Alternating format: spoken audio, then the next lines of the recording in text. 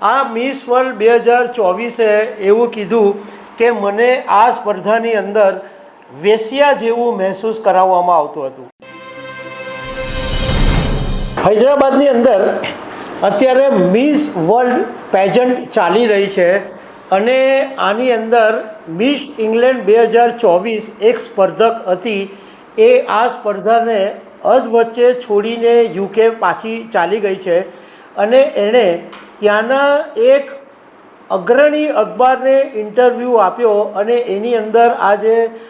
Miss world સ્પર્ધા વિશે જે આરોપો લગાવ્યા છે એને કારણે દુનિયાભરની અંદર ખળભળાટ મચી ગયો છે.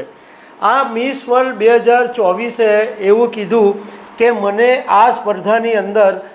વેશ્યા જેવું મહેસૂસ કરાવવામાં આવતું હતું. તો આ વિશે તમારી સાથે વાત કરીશ. મારું નામ રાજેશ શાહ છે અને તમે જોઈ રહ્યા છો ગુજરાતના સૌથી મોટા ડિજિટલ ન્યૂઝ પ્લેટફોર્મ ખબર છે .com. હૈદરાબાદની અંદર મિસ વર્લ્ડ સ્પર્ધાનું આ વખતે આયોજન કરવામાં આવ્યું છે અને 7 મે 2025ના દિવસે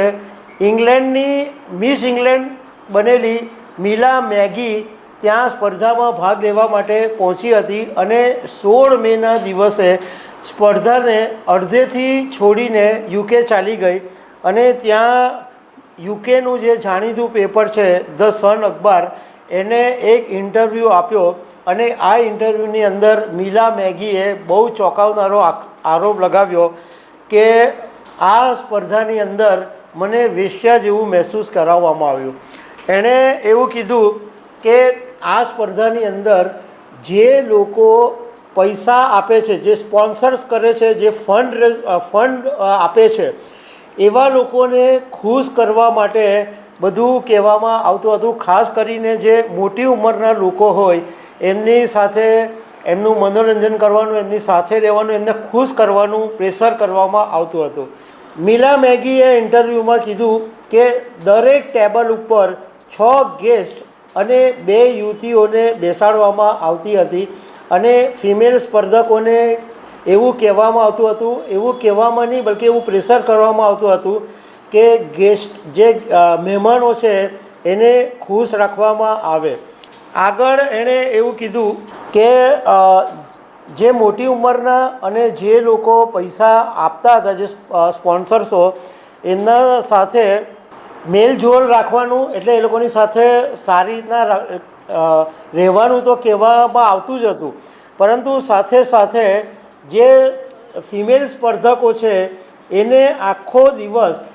મેકઅપમાં રહેવાનું કહેવાતું અને એમને હેવી બોલ ગ્રાઉન્ડ પહેરવાનું ફરજિયાત હતું અને એ ત્યાં સુધી કે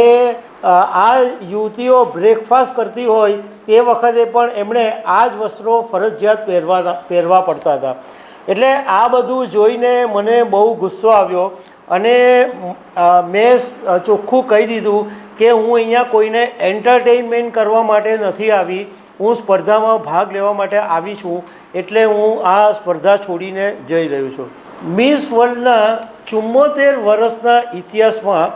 પહેલીવાર એવું બન્યું કે જ્યારે ઇંગ્લેન્ડનું પ્રતિનિધિત્વ કરી રહેલી સ્પર્ધકને અચાનક વચ્ચેથી બદલી નાખવામાં આવી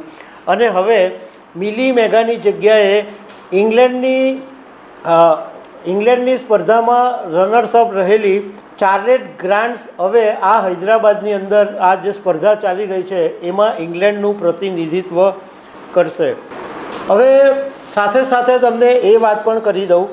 કે અત્યાર સુધીમાં જે ભારતે 6 વખત મિસ વર્લ્ડના ટાઇટલ જીતેલા છે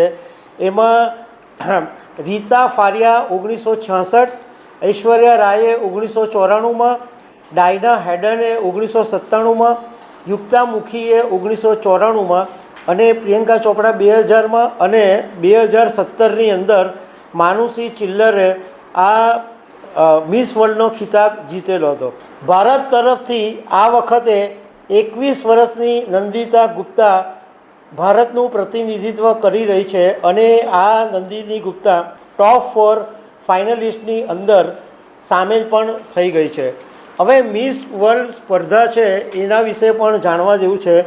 કે આ એક વિશ્વની સૌથી જૂની અને પ્રતિષ્ઠિત ઇન્ટરનેશનલ સૌંદર્ય સ્પર્ધા છે અને એની શરૂઆત છે એ 1951માં યુકેમાં એરિક મોર્લે દ્વારા કરવામાં આવી હતી અને આ સ્પર્ધા છે એ દર વર્ષે યોજાય છે અને દરેક દેશમાંથી એક મહિલા જે એક યુવતી હોય એ એનું પ્રતિનિધિત્વ કરતી હોય છે અને આની અંદર ઉંમર ફિક્સ છે 17થી 27 વર્ષની જે યુવતી હોય એ ભાગ લઈ શકે છે અને બીજું એક ફરજિયાત નિયમ એ છે કે જે આ સ્પર્ધામાં ભાગ લે એ અપરિણિત હોવી જોઈએ. બીજું આ સ્પર્ધાની અંદર વર્ષોથી એવા જે પણ સૌંદર્ય સ્પર્ધાઓ થાય એમાં જે ભાગ લેનારી મહિલાઓ હોય એમનું શોષણ થતું હોય એવા આરોપો વર્ષોથી લાગતા જ રહે છે, પરંતુ હજુ સુધી કોઈ એવા પુરાવા પણ નથી આવ્યા. આ ઉપરાંત લાગવગની પણ કે ભાઈ જે લોકો કોમ્પ્રોમાઇઝ કરી લે છે એમને નંબર આપવામાં આવે છે એવા બી આરોપો ઘણી વખત લાગતા રહેતા હોય છે. પરંતુ આવી જે સ્પર્ધા હોય છે એની અંદર કોઈ ખાવાના ખેલ નથી હોતા, કારણ કે જે યુવતી ભાગ લે એ પહેલાં તો સુંદર હોવી જરૂરી છે, એ ઉપરાંત એની પ્રતિભા પણ સારી હોવી જરૂરી હોય છે. એટલું જ નથી હોતું, પરંતુ એની બુદ્ધિમત્તા, એનું વ્યક્તિત્વ, કારણ કે જે સૌંદર્ય સ્પર્ધાની અંદર જેટલી પણ પાર્ટિસિપન્ટ જે મહિલાઓ હોય એના જુદા જુદા સેક્શનમાં જે પણ ઇવેન્ટો થતી જાય એમાં છેલ્લે એમની બુદ્ધિ આઈક્યુ લેવલ પણ ચેક કરવામાં આવે અને સામાજિક યોગદાન, સામાજિક નોલેજ એ બધું બાબત પણ તપાસવામાં આવે અને અઘરા સવાલો પૂછવામાં આવે અને એ પછી એક મિસ વર્લ્ડનું જે ટાઇટલ છે એ કોઈ એક સ્પર્ધક જીતી શકે. હવે જ્યારે આ મિલા મેગીએ આરોપ લગાવ્યો છે ત્યારે મિસ વર્લ્ડની CEO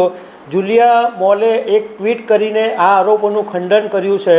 અને એવું કીધું છે કે મિલી મેગાની માતાની તબિયત ખરાબ હોવાને કારણે એ સ્પર્ધા છોડીને ગઈ છે, પણ આ આરોપો છે એ તદ્દન ખોટા છે. તો દર્શક મિત્રો, આવી અનેક વાતો સાથે અમે તમને મળતા રહીશું. Thank you very much.